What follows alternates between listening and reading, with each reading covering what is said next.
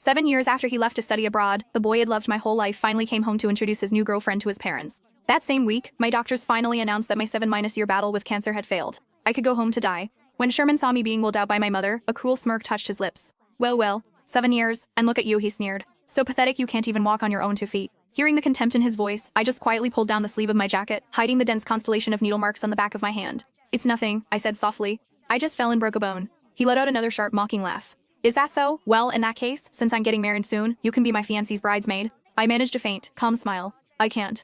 I'm going somewhere very far away soon. With that, I patted my mother's hand, a silent signal for her to push me home. As soon as we got home, my mom helped me into bed. It was long before Sherman's mother showed up. She stepped into my room, her eyes darting toward me, her words hesitant. Nina, she began, I have an enormous favor to ask. Her face was flushed. She didn't have to say the rest. I already knew. It was the same as 7 years ago. The memory was seared into my mind. The day I was diagnosed, she had burst into my hospital room, her expression a frantic mix of urgency and guilt. I hadn't even had a chance to process the word cancer. I was hysterical, sobbing with terror, when she fell to her knees in front of me. Nina, I'm begging you, she pleaded, her voice a desperate whisper. Don't drag Sherman down with you. He just got his acceptance letter. If he finds out you're sick, he'll never go. You and Sherman grew up together, you've been in love for years. Please, for my sake, don't ruin his future. Break up with him. Please. I've already figured it all out. I've arranged for a boy to meet you. All you have to do is pretend to kiss him downstairs. Let Sherman catch you. Then just break his heart. Because of her words, the first thing I did after my diagnosis wasn't schedule treatments or see a specialist. It was to stage a betrayal. To coldly, cruelly break Sherman's heart and force him out of the country.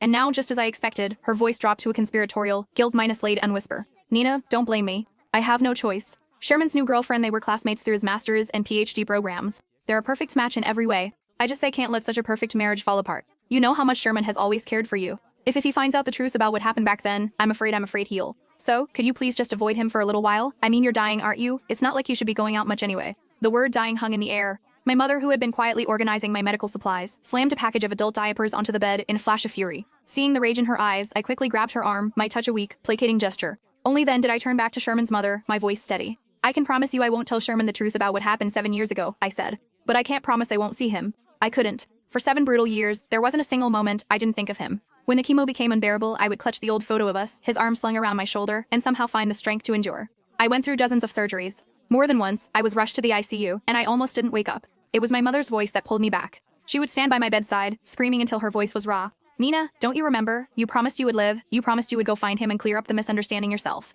You said that when you got better, I would take you to him. If you die, you will never see Sherman again. Her desperate cries, always with his name, were the lifeline that dragged me back from the edge, time and time again. But in the end, I still lost the fight. And Sherman, he had a new life now. A new girlfriend. A new future. Still, in the little time I had left, couldn't I just be near him for a while? That's why when the doctor told me